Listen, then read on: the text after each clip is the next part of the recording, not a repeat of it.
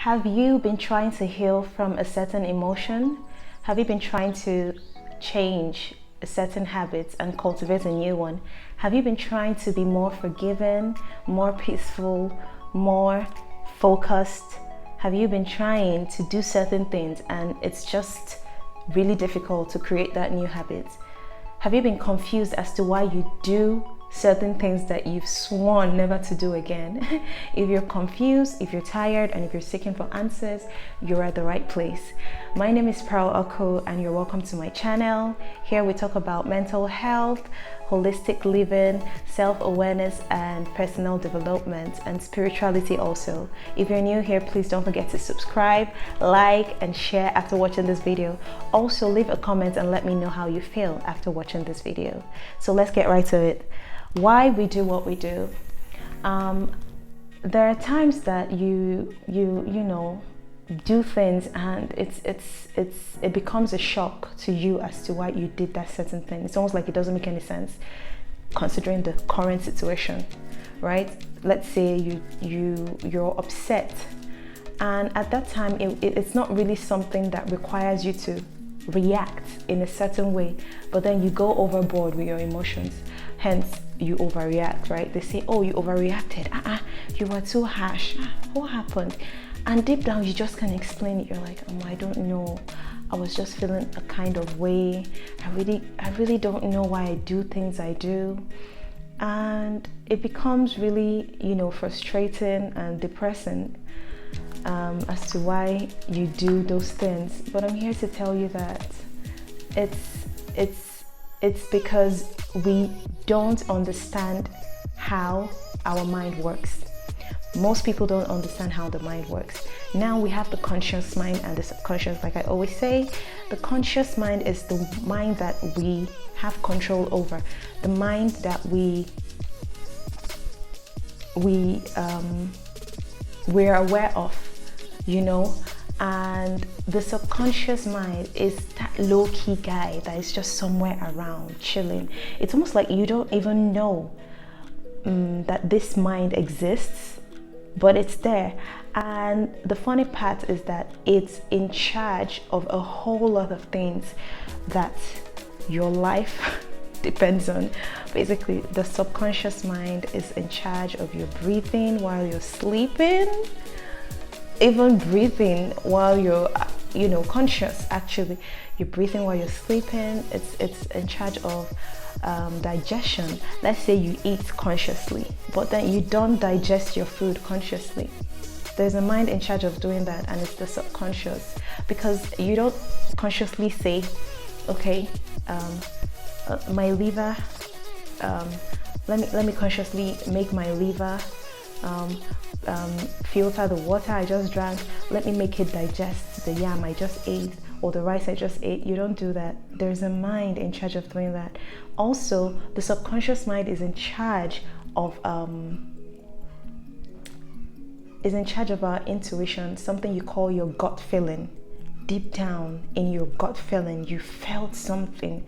Your intuition told you something. There is a mind in charge of that. It's almost like you sense something from afar. You quickly react to something. When a fly tries to enter your eyes shut in a split second. Subconsciously you did that. You didn't even know the fly was coming. You subconsciously did that. Or someone raises their hand to hit you and you immediately dodge. That's the subconscious mind doing that. And so the thing about the subconscious mind is that it registers a lot of things. It takes in information quickly. The moment you open your eyes, things start to go into your memory to register. It's registering.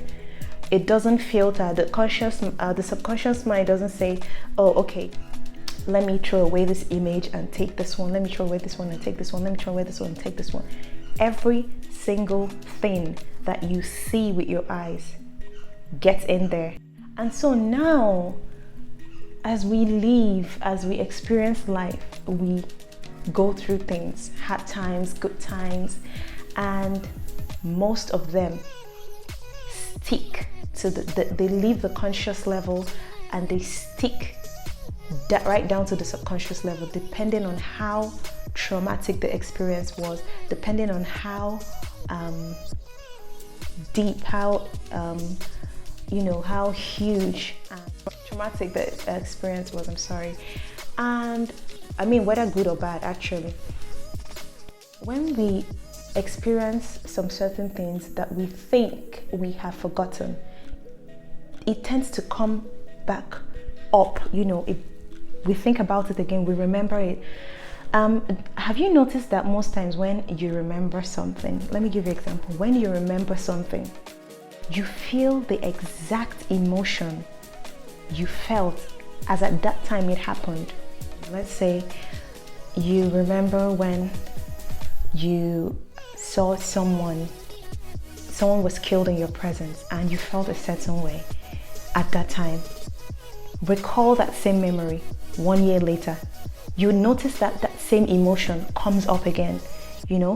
When you remember when you were heartbroken, because that's like everyone has experienced that. You feel that same pain, that same hurt, that same anger and resentment that you felt as at that time the original thing happened. Let's say you recall when you were surprised. You had a birthday surprise and you felt so happy. Or you recall when someone said I love you, or you recall when you were kissed or something. You find yourself unconsciously smiling at that instant that you recall that memory. That's because there's something called the cellular memories. Yes, the cellular memories. And we believe that our memories are stored right up in our brain and nowhere else. But that doesn't seem to be the case.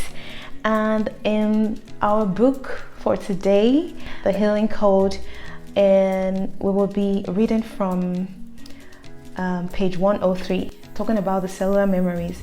So it says here, what is a cellular memory?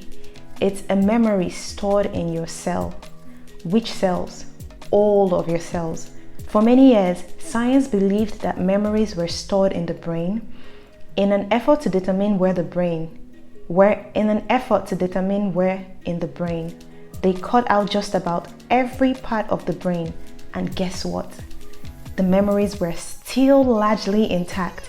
Even though memories can be stimulated from different areas of the brain, pleasure memories recalled when a pleasure center is stimulated, for example, the actual storage place for the memories appeared not to be confined to the brain. Then where are they stored? The answer may have been first found when medicine started doing organ transplants. There are many documented cases where people who received organ transplants would start having the thoughts, feelings, dreams, personality, and even food cravings of an organ donor. Today, many scientists are convinced that memories are stored in the cells all over the body, not localized in one particular place. So you see that cellular memories are a thing. They're actually in existence. The memories we have aren't just stored in our brains, and that's why, like the book said, when there's an organ transplant, you notice that that person starts to have some certain memories from the original donor or the original owner of that organ. So you see, in every part of our body, in every cell, the cells in all the parts of our body have memories attached to it. This whole body you're seeing is an energy. It operates in a frequency. Our body is energy. We're energy. You are energy. I am energy. And that's why you encounter certain people and you feel a certain way. So we say, I don't like this guy's vibe. He's giving me this, this vibe, negative vibes. We call it vibes, vibration. We vibrate at different frequencies. And so when you encounter a certain person, you don't like the vibration that this emanates. When you encounter a different person, it's almost like you guys just click and you want to be with this person. You want to be around this person. This person makes you happy. So down to what I'm saying, the reason we do what we do is because we already have some memories in our cells that we operate from. at the subconscious level. Going back to the subconscious, the thing about the subconscious mind is that whatever goes there is hard to come out. Unlike the conscious, when you consciously say, I will not take alcohol again. You can try that for a few days, but believe you me, if you haven't fixed that on the subconscious level, if you haven't fixed your reason for taking alcohol on the subconscious level, you will definitely take an alcohol again. So the thing with the subconscious level is whatever goes in there is hard to go out. That is where we need to focus on. So working on your subconscious mind is like treating the root cause of a problem instead of the symptoms. So when you decide, and all this starts from self-awareness. Before we even get right into this, you actually have to be aware that you have that problem. You actually have to be able to observe yourself and realize that there is something wrong somewhere. It is in observing and realizing, it is in the awareness of a problem that one gets to find the solution. So what I'm saying is that for every time we have an experience, it goes down to the subconscious, it registers there. And for every experience we have, there is a belief that has been attached to it.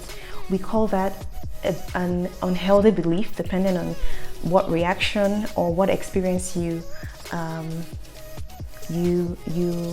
have. An unhealthy belief is something that is not of truth, something that is not pure, true, and peaceful, loving, caring. If it's not of the spirit, if it's not of God, it's unhealthy, it's a lie, it's a total disaster, right? So for every time we experience a certain thing or a situation, we have a belief attached to it, and whatever belief we have attached to it, once it registers on the subconscious level, we will always act in a certain way according to the belief we have about a certain thing. So first off, you have to become aware that this thing you do is not serving you anymore. It's a problem. You need to change. Now, secondly, you trace it. You try to recall a certain time you experienced a similar thing, and how it affected you and why you do what you do. Let's say, for instance, let me use the popular situation that we experience now. Someone hurt your feelings, someone broke your trust. You trusted someone and they broke that trust. They hurt you, they betrayed you. And in that instant, the impact was so severe, because then what might be traumatic to one person might not be traumatic to another person. We receive pain and stress differently. We receive it on a different level. So let's say this person betrays you, and in that instant it registers, you're so hurt, and then you believe that no one can ever be trusted, and it sticks. I promise you, if you ever wake up one morning and say to yourself consciously, okay, I want to start trusting people now. Today, I'm going to be trusting people now. If you like, sing from morning till night. Write a song on trust.